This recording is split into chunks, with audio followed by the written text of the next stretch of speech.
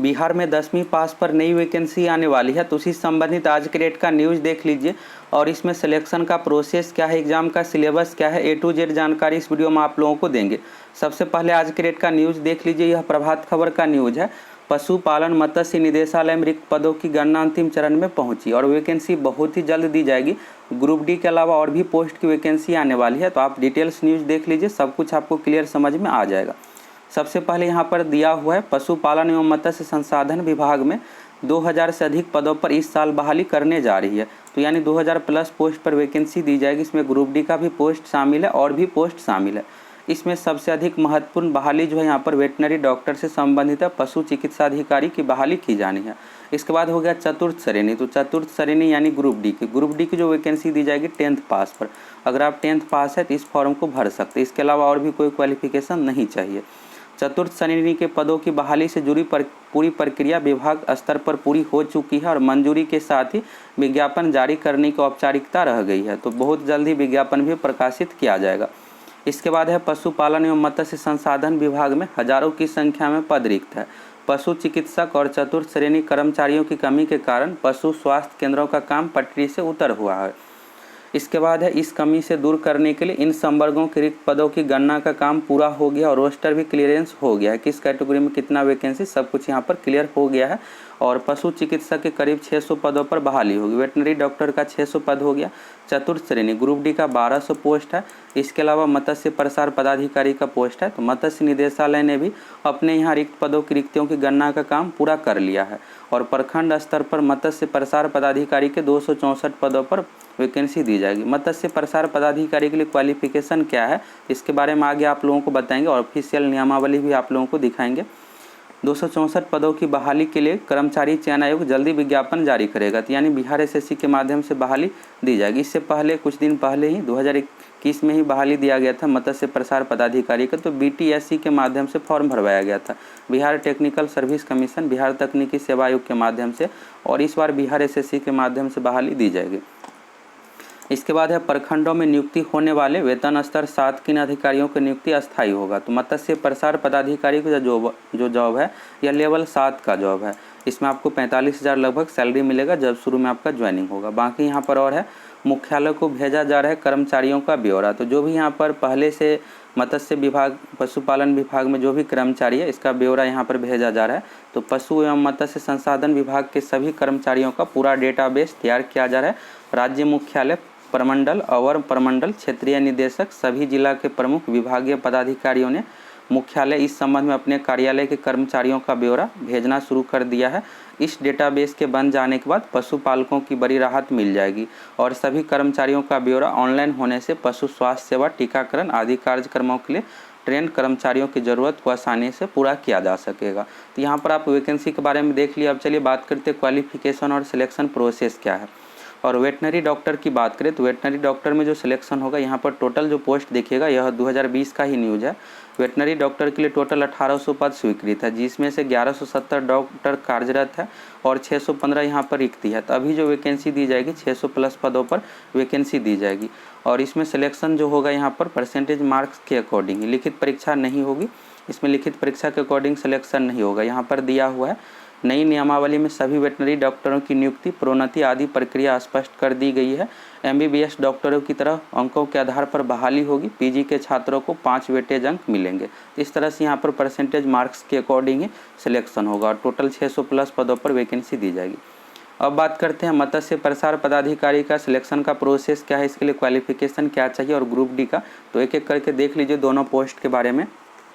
अब चलिए मत्स्य प्रसार पदाधिकारी से संबंधित देख लीजिए, इसमें सिलेक्शन का प्रोसेस क्या है, क्वालिफिकेशन डिटेल्स क्या है। कुछ दिन पहले अप्रैल 2021 में वैकेंसी दिया गया था और ऑफिशियल नियमावली में भी यही लिखा हुआ है। यहाँ पर आप देख सकते हैं, पद नाम है मत्स्य प्रसार पदाधिकारी, वेतनमान लेवल 7 के अंतर्गत यह जॉब है। 136 पदों पर वैकेंसी दिया गया था। अब जो नई वैकेंसी दी जाएगी 264 पदों पर और यहाँ पर शैक्षणिक योग्यता, क्वालिफिकेशन डिटेल्स के बारे में दिया हुआ है। तो यहाँ पर आप देख लीजिए क्वालिफिकेशन डिटेल्स में, आवेदन प्राप्त करने की अंतिम तिथि तक उम्मीदवार को अनिवार्य रूप से भारतीय कृषि अनुसंधान परिषद नई दिल्ली से मान्यता प्राप्त कृषि विश्वविद्यालय अंतर्गत मात्स्यिकी महाविद्यालय से मत्स्य विज्ञान में 4 वर्षीय स्नातक के कोर्स में उत्तीर्ण एवं तत् संबंधी प्रमाण पत्र रहना आवश्यक है। यानी फिशरीज से संबंधित आपके पास डिग्री होना चाहिए, ग्रेजुएशन का डिग्री अगर आपके पास है फिशरीज से संबंधित 4 वर्षीय, इस फॉर्म को आप भर सकते हैं।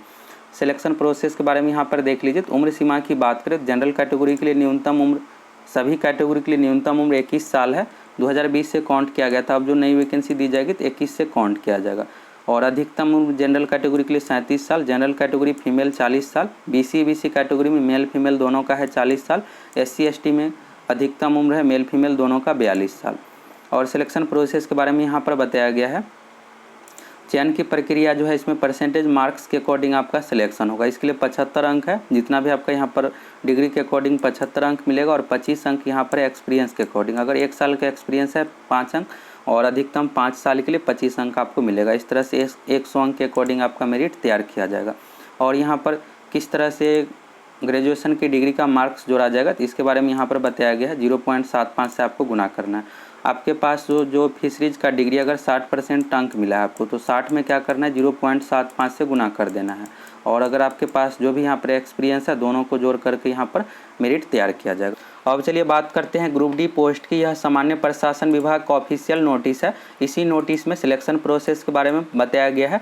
पहले जो ग्रुप डी पोस्ट के लिए फॉर्म भरने का जो क्वालिफिकेशन था 8वीं पास, इसे 2012 में बदल करके 10वीं पास कर दिया गया। तो अगर आप 10वीं पास है तो इस फॉर्म को भर सकते हैं। यहाँ पर बताया गया है, यहाँ पर आप देख सकते हैं 2012 में न्यूनतम शैक्षणिक योग्यता को मैट्रिक कर दिया गया है। और पहले जो सिलेक्शन होता था जिला स्तर पर मार्क्स के आधार पर, अब इसमें भी बदलाव कर दिया गया। अब आपको एग्जाम के आधार पर सिलेक्शन होगा। तो ये आपके लिए अच्छी बात है। यहाँ पर बिहार SSC के माध्यम से एग्जाम ली जाएगी और इसके बाद आपका सिलेक्शन होगा। और इससे रिलेटेड हाईकोर्ट का ऑर्डर आया था। यहाँ पर ऑर्डर के बारे में बताया गया है कि क्या यहाँ पर ऑर्डर दिया गया था।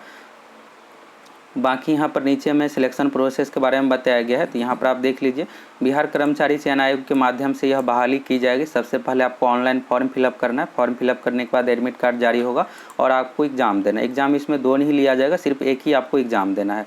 एक एग्जाम आपको देना है। इस एग्जाम में टोटल 100 क्वेश्चन पूछा जाएगा। इसके लिए आपको 2 घंटा का टाइम दिया जाएगा। एग्जाम ऑफलाइन OMR सीट पर लिया जाएगा और यहाँ पर 100 क्वेश्चन टोटल पूछा जाएगा। और इसमें यहाँ पर पूर्णांक के बारे में बताया गया है। परीक्षा में पूछे जाने वाले प्रश्न वस्तुनिष्ठ ऑब्जेक्टिव टाइप के होंगे। 4 ऑप्शन दिया जाएगा। 10वीं समकक्ष स्तर के सामान्य ज्ञान, सामान्य अंक गणित और सामान्य हिंदी ज्ञान से संबंधित होंगे। और प्रश्न पत्र का पूर्णांक 100 होगा। तो टोटल एग्जाम में 100 क्वेश्चन पूछा जाएगा। प्रत्येक क्वेश्चन रहेगा 1 अंक का, यानी टोटल 100 अंकों की परीक्षा ली जाएगी। अब आप लोगों को सब कुछ क्लियर समझ में आ गया होगा। मत्स्य प्रसार पदाधिकारी एवं ग्रुप डी पोस्ट का सिलेक्शन का प्रोसेस क्या है, क्वालिफिकेशन डिटेल्स क्या है।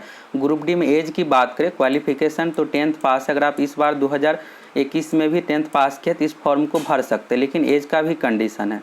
न्यूनतम उम्र जो होना चाहिए 18 साल होना चाहिए जब वैकेंसी दी जाएगी सितंबर अक्टूबर में। तो ज़्यादा उम्मीद है कि 1 अगस्त 2021 से काउंट किया जाएगा।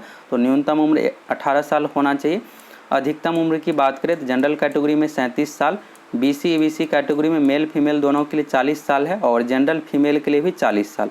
SC ST कैटेगरी में अधिकतम उम्र का कंडीशन है मेल फीमेल दोनों के लिए 42 साल। न्यूनतम उम्र 18 साल होना चाहिए और 10वीं पास है तो इस फॉर्म को भर सकते हैं।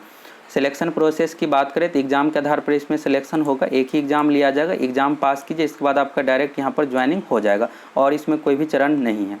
सिलेबस एग्जाम पैटर्न की बात करें तो इस एग्जाम में टोटल 100 क्वेश्चन पूछा जाएगा।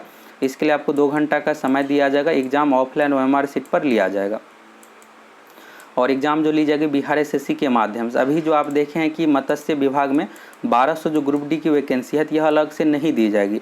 बिहार SSC ग्रुप डी की 10th पास पर सितंबर अक्टूबर में नई वैकेंसी आने वाली है। उसी के साथ यहाँ पर 1200 पोस्ट भी शामिल रहेगा। 30 से 40 हज़ार पदों पर बिहार SSC ग्रुप डी की वैकेंसी आने वाली है। तो सभी विभाग में एक साथ मिलाकर यहाँ पर वैकेंसी दी जाएगी, अलग से वैकेंसी नहीं दी जाएगी। तो वैकेंसी बहुत ही जल्द दे दी जाएगी। आप लोगों को 2 महीना वेट करना पड़ेगा।